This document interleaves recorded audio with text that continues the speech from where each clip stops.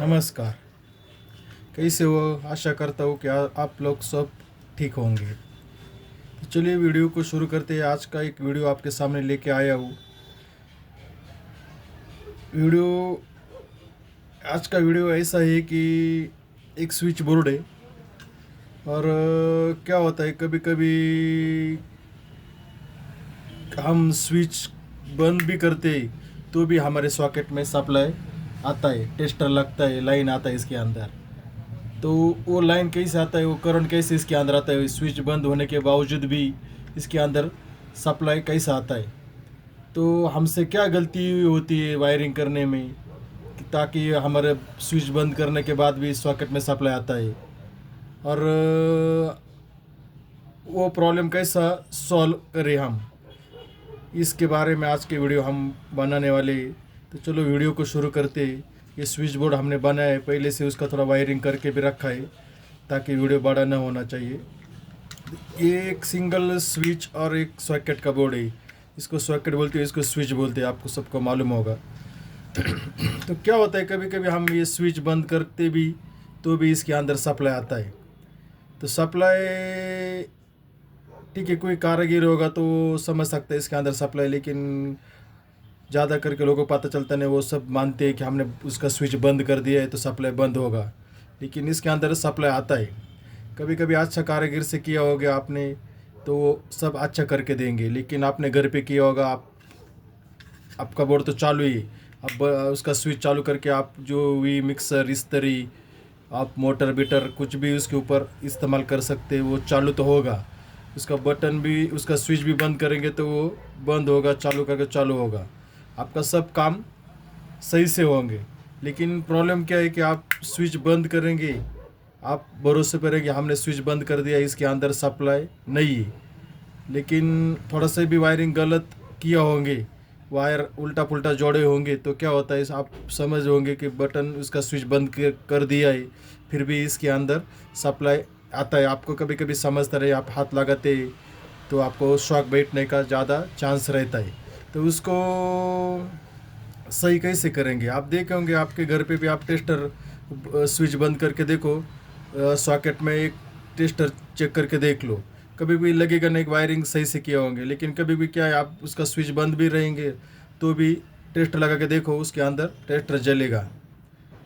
तो वो होना नहीं चाहिए, वो थोड़ा रिस्की काम है। तो इसके लिए हमने सही से वायरिंग कैसे करना चाहिए, तो हमारे घर में मीटर से अंदर से दो वायर आता है। दो वायर कौन सा आता है, एक फेज़ आता है, एक न्यूट्रल आता है। तो फेज़ और न्यूट्रल पहले जान लिए। फेज़ न्यूट्रल क्या रहता है, फेज़ बोले तो हमारा लाइन का वायर है जिसके अंदर करंट मौजूद रहता है, और जो न्यूट्रल का वायर उसके अंदर करंट मौजूद नहीं रहता।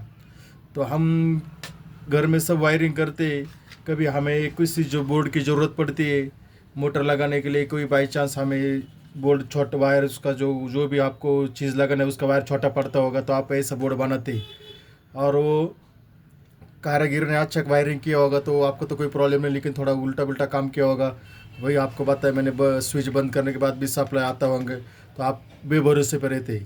आप उसके अंदर पिन प्लग डाल के स्विच बंद करके आप आगे कुछ काम करने के हाथ भी लग गए तो आपको शॉक बैठ सकता है।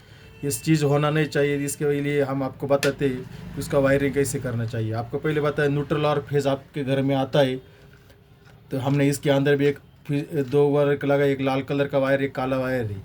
तो आपको फेज़ न्यूट्रल कैसे पहचानेंगे, तो दो वायर आता है। तो कितना भी बड़ा बोर्ड हो, छोटा हो, एक सॉकेट एक बटन का भी बोर्ड हो, या बड़ा स्विच 5 हो, 6 हो, 10 हो, 2 हो, सबके अंदर प्रोसीजर एक ही है कि आपके बोर्ड के अंदर दो ही वायर आता है।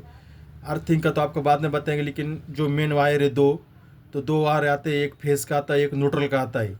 तो दोनों में आपको पहले बताया फेस के अंदर करंट रहता है और न्यूट्रल के अंदर करंट रहता नहीं।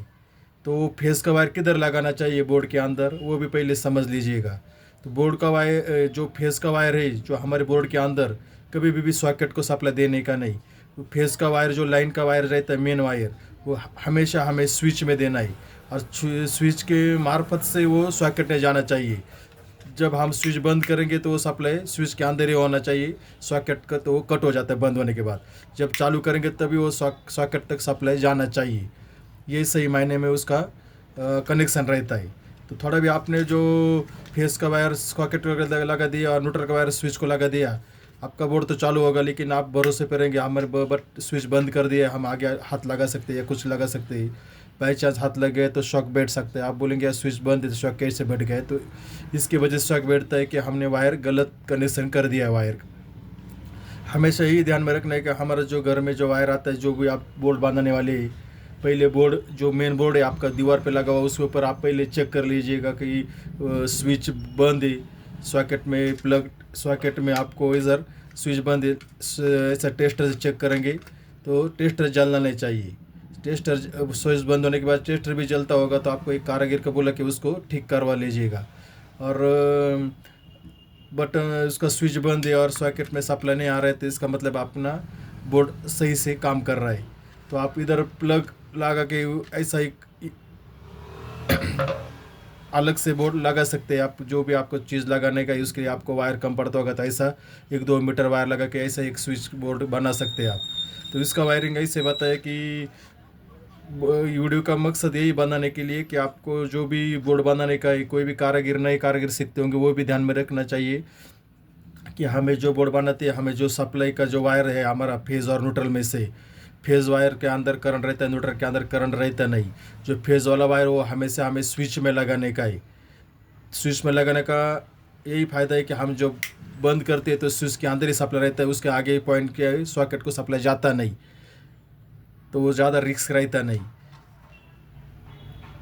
तो वही वीडियो था आज का कि हमें जो बोर्ड बांधने का, आपके घर पे भी ऐसा बोर्ड दीवार पे लगा होगा, आप सब सॉकेट चेक कर सकते हैं, सब स्विच बंद करके रखिए और जितने भी सॉकेट है अपने बोर्ड के ऊपर वो टेस्टर से चेक करिए।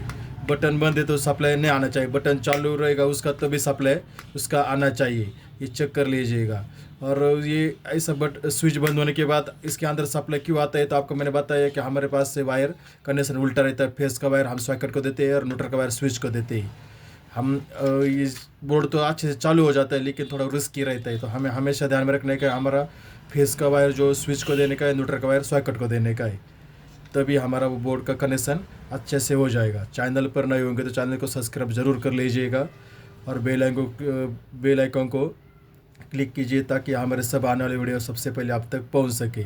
वीडियो कैसा लगा, वीडियो अच्छा लगा कमेंट में बताने का। मिलते हैं अगले वीडियो में, तब तक के लिए धन्यवाद।